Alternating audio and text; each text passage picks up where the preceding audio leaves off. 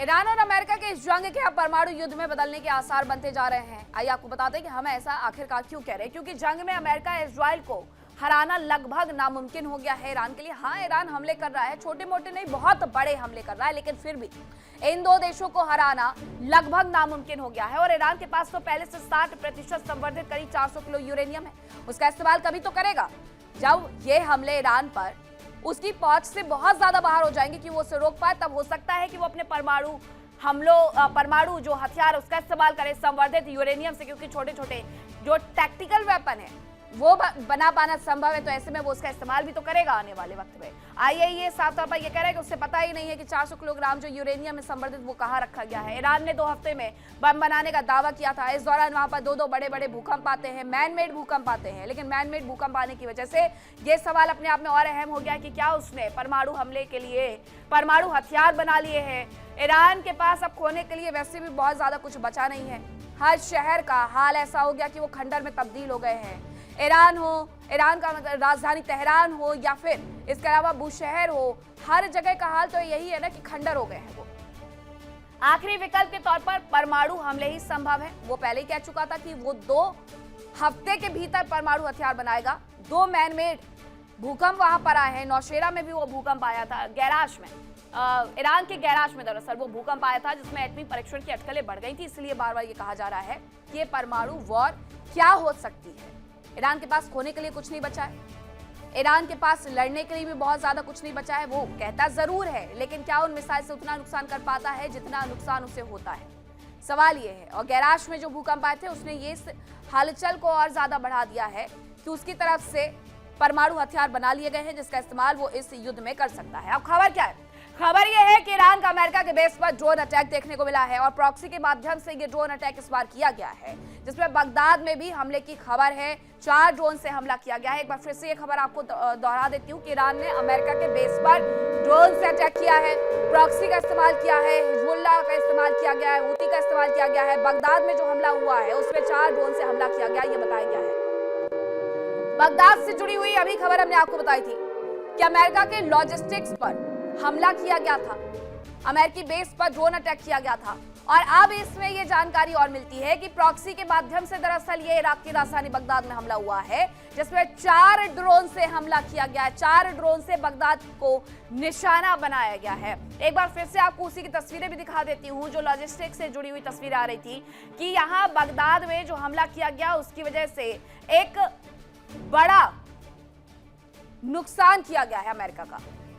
और ये नुकसान इस तरीके से किया गया है कि अमेरिका पीछे हट जाए। सिर्फ प्रेशर है ये, लेकिन इसके साथ साथ प्रेशर की वजह से सब कुछ तबाह हो रहा है। एक और खबर आ रही है, उसका भी रुख कर लेते हैं। जंग से जुड़ी हुई जो खबर है कि यूएस ईरान युद्ध से जुड़ी हुई इस खबर के माध्यम से ये बताया गया कि यूएस सेटकॉम कमांडर का जो बड़ा दावा है वो देखने को मिला है। इसमें यूएस सेटकॉम कमांडर की तरफ से बड़ा दावा किया गया है कि ईरान की जो मिसाइल्स पावर है वो कम होती जा रही है।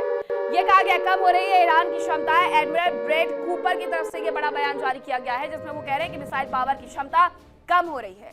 और मिसाइल पावर की क्षमता अगर कम हो रही है तो अब आगे कैसे लड़ेगा।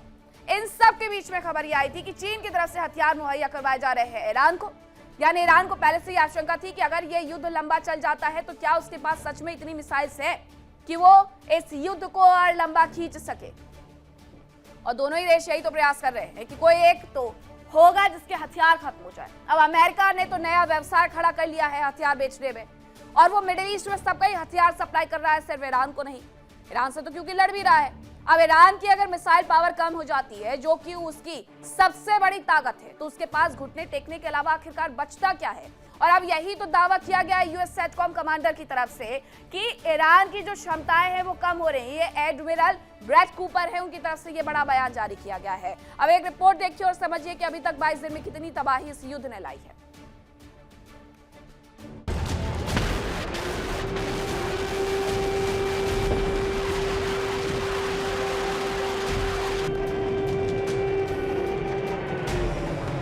जंग में अमेरिका को बड़ी राहत मिली। उससे दूर जा रहे एक साथी आखिरकार उसके पास लौटता दिख रहा है। ब्रिटेन ने अमेरिकी सेना को ब्रिटिश ठिकानों का इस्तेमाल करने की इजाजत दे दी। हालांकि ये इजाजत सशर्त दी गई है। ब्रिटेन ने अमेरिका को अपने सैन्य ठिकानों के इस्तेमाल की इजाजत दे दी है ताकि ईरान के उन ठिकानों पर हमला किया जा सके जो स्ट्रेट ऑफ हॉर्मूज में जहाजों को निशाना बना रहे हैं। ब्रिटेन के इस फैसले से हॉर्मूज में खलबली मचने के आसार हैं।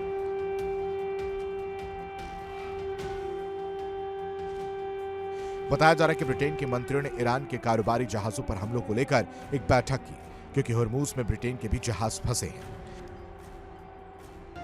बैठक में तय किया गया कि अमेरिका इस क्षेत्र की सुरक्षा के लिए ब्रिटेन के ठिकानों का इस्तेमाल करेगा, जिसमें हॉर्मूज में जहाजों पर हमला करने के लिए इस्तेमाल किए जाने वाले मिसाइल ठिकानों को नष्ट करने का अभियान भी शामिल है।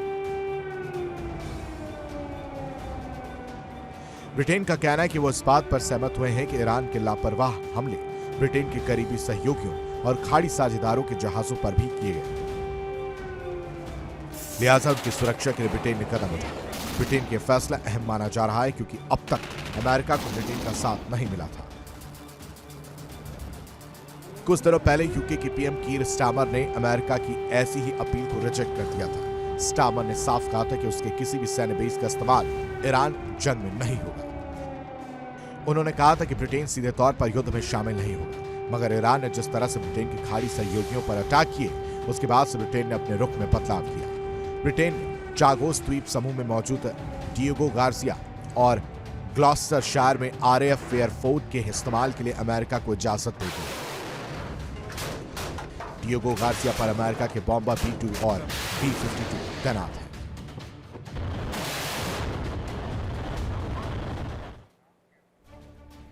अब आपको ये बताते हैं कि ईरान का जो तेल वाला प्लान है उस पर आखिरकार कैसे गच्चा खा गया है अमेरिका, ट्रंप।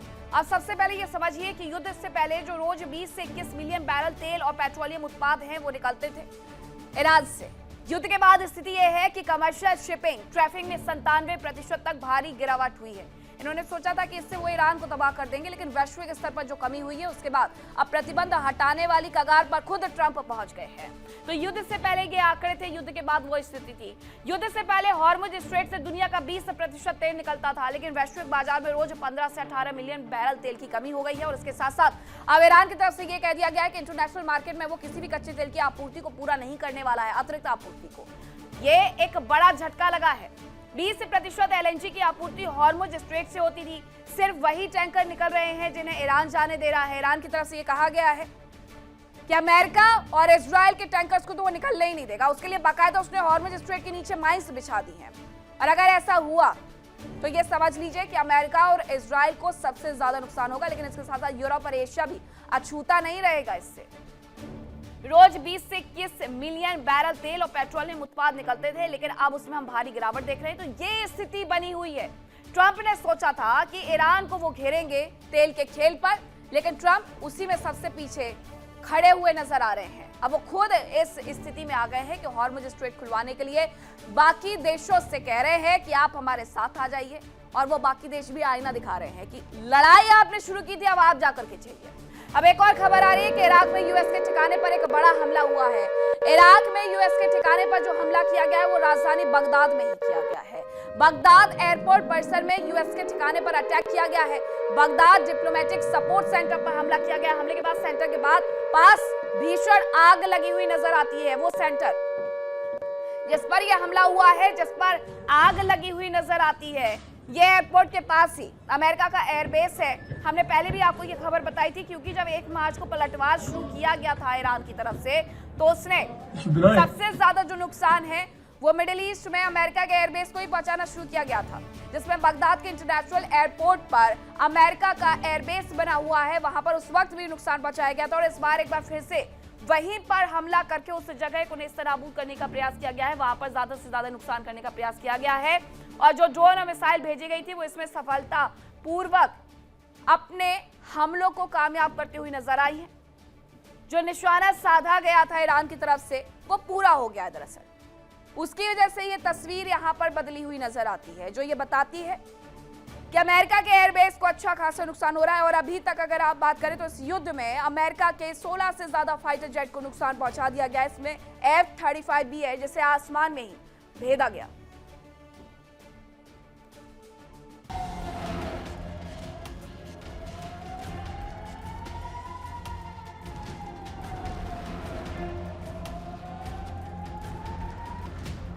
अमेरिका ने ईरान के साथ जंग में भारी नुकसान उठाया।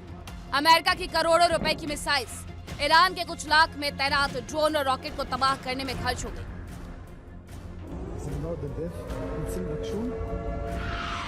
ईरान ने न केवल अमेरिका की मिसाइल्स बर्बाद करवाई बल्कि उसके डिफेंस सिस्टम को भी तबाह किया। अमेरिका ने पहले तो खाड़ी देशों और इजराइल में अपने डिफेंस सिस्टम तैनात किए। थार्ड और पैट्रियट जैसे डिफेंस सिस्टम से खाड़ी देशों की सुरक्षा को पुख्ता किया। इजराइल में थार्ड और पैट्रियट के अलावा डेविड स्लिंग जैसे सिस्टम भी तैनात किए गए। जंग के बीच अमेरिका हथियारों का बड़ा सौदागर भी बन गया। अमेरिका खाड़ी देशों को $16 बिलियन के हथियार बेचने जा रहा है। इनमें से एयर डिफेंस सिस्टम और रडार भी शामिल है।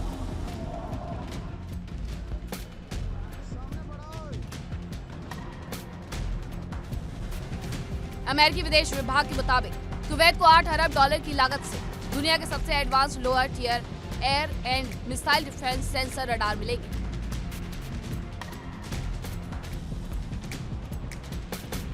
जबकि जॉर्डन को लड़ाकू विमानों के रखरखाव और लॉजिस्टिक्स के लिए $70.5 मिलियन की मदद मिली है। बताया जा रहा है कि अमेरिकी प्रशासन ने यूएई, कुवैत और जॉर्डन को अरबों डॉलर के घातक हथियार बेचने की मंजूरी दे दी।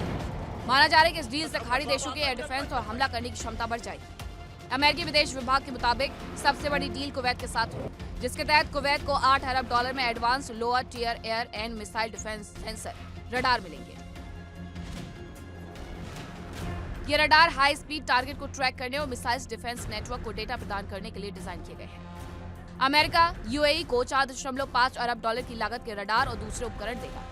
संयुक्त अरब अमीरात को $2.1 अरब में एंटी ड्रोन सिस्टम, $1.22 अरब में बेहतर एयर टू एयर मिसाइल्स और $644 मिलियन में F-16 फाइटर जेट्स के लिए हथियारों की सप्लाई को मंजूरी दी गई है। साफ है कि अमेरिका भले ही नुकसान उठा रहा है, उसकी अर्थव्यवस्था पर भले ही दबाव पड़ रहा हो, लेकिन उसकी हथियारों की इंडस्ट्री चमक रही है। Bureau report, India daily.